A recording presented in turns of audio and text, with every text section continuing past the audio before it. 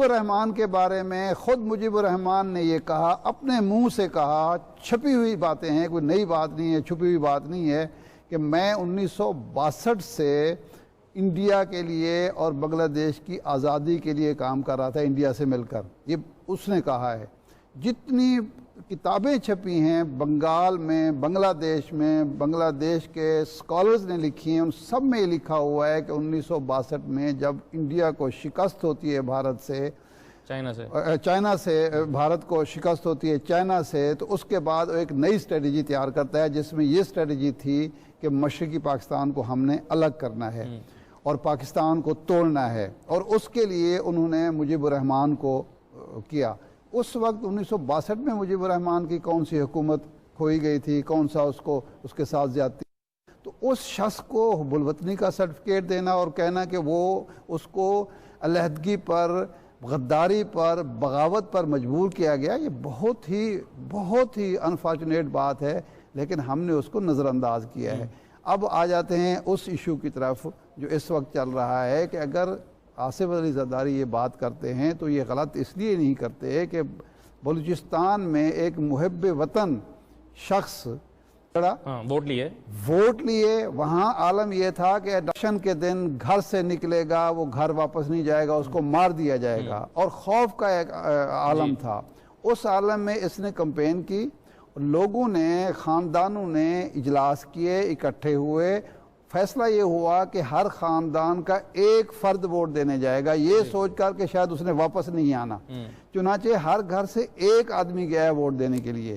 کیونکہ اتنا خطرہ تھا، اتنا خوف تھا۔ اور یہ جو غوث بخش بارودی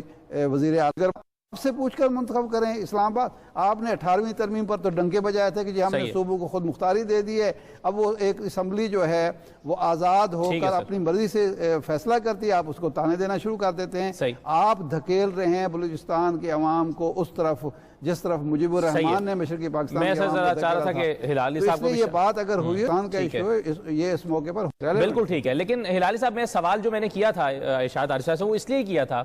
کیونکہ آج بار بار یہ کہا جا رہا ہے کہ ایک نقطے پر ہم اکٹھے ہیں اور ایک نقطے پر یہ اجتماع ہو رہا ہے، اور وہ ایک نقطہ یہ ہے کہ ثانیہ ماڈلٹن کے لوگوں کو انصاف ملنا چاہیے۔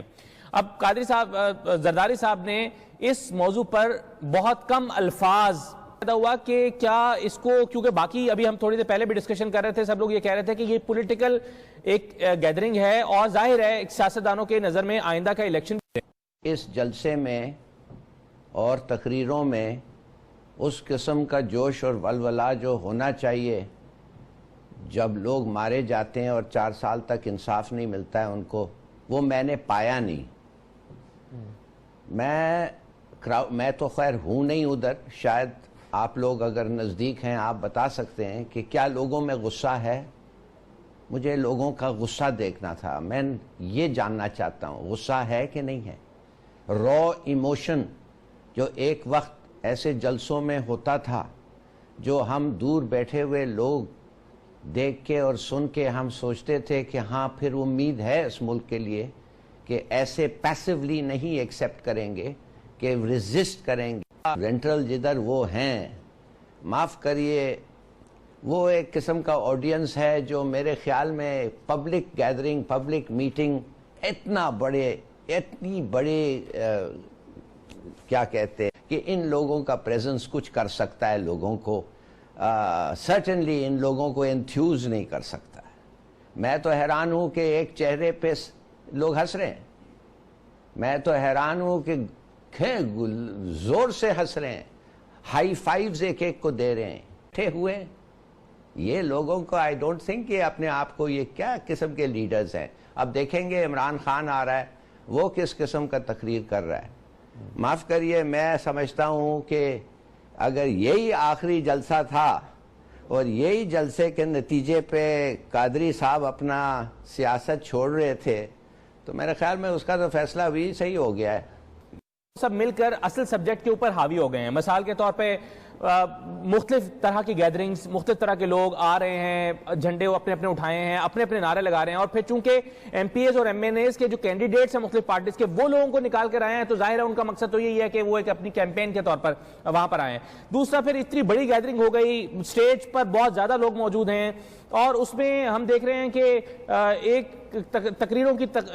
جو ہے وہ ترتیب کیا چلا۔ بڑی اچھی انالیسس دی ہے آپ نے، میں تو نتیجہ کے کہہ رہا ہوں، میں کہتا ہوں اینڈ ریزلٹ کیا ہے؟ اینڈ ریزلٹ ڈس اپوائنٹنگ ہے۔ یہ اینڈ ریزلٹ کیوں ہے؟ آپ ادھر ہیں، آپ بیٹھے ہوئے ہیں، آپ نے بڑا اچھا انالیسس کیا ہے، شاید آپ صحیح کہتے رہیں۔ دوسری بات جو میں حیران ہو گیا ہوں کہ ہمارے اپنے ہی پروگرام میں دیکھ رہا ہوں ہمارے بڑے اچھے کولیگز اور بڑے سیانے کولیگز جو ہیں وہ بیٹھ کے اس معاملے کو ڈسکس کر، اگر یہ واقع سچ ہے اور یہ اگر ان کا انفارمیشن صحیح ہے تو اس کے بعد پھر ایرانین ایمبیسڈر کی باری آنی چاہیے نا، وہ بھی انٹرویو کرنا چاہیے ان کو،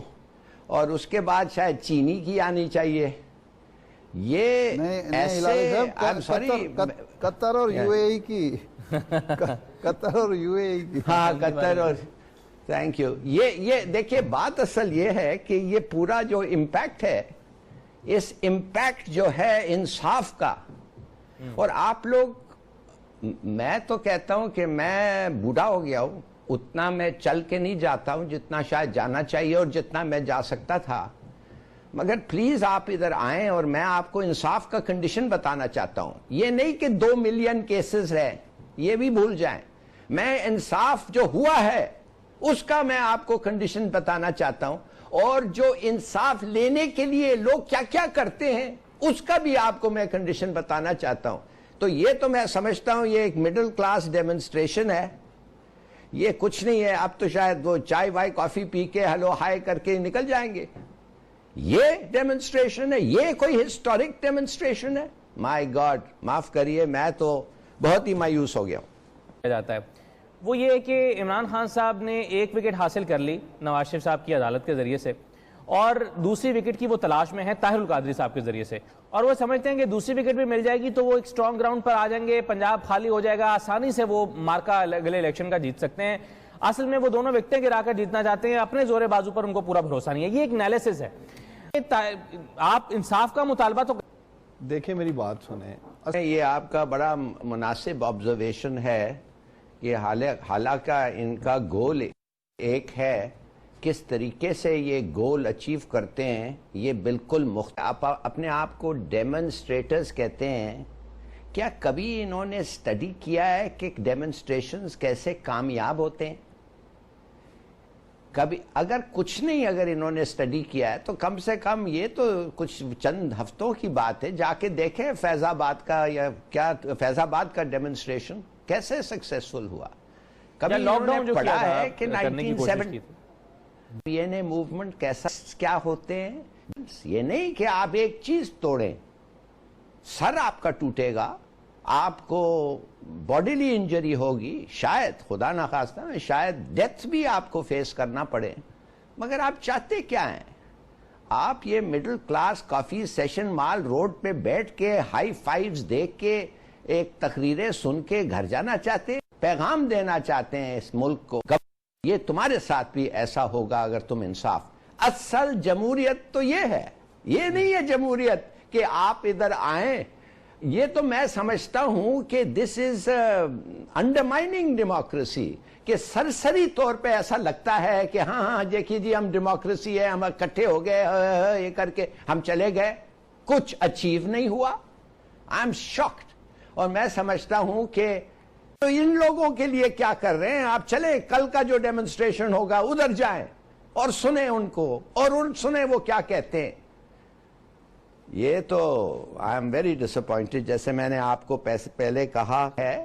آف لائک مائنڈیڈ پیپل لینے نہیں، آئی ایم سوری، یہ تو بہت ہی ڈس اپوائنٹنگ ہے۔